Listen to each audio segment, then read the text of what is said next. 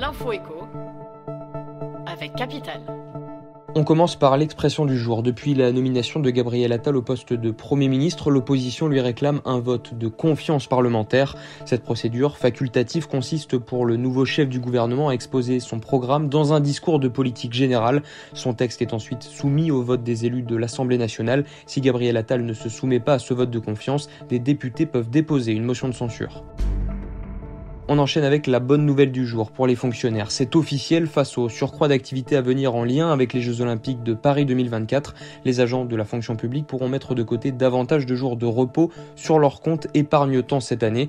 Ces journées pourront être posées en congé les années suivantes. Elles peuvent également être converties en indemnités ou bien en points de retraite complémentaires.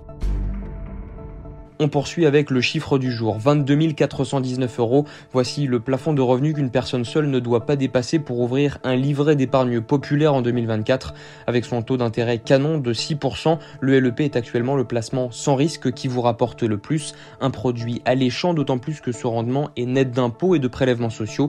Mais l'ouverture d'un tel livret est conditionnée à vos ressources. Capital vous révèle les plafonds à respecter cette année selon la composition de votre foyer.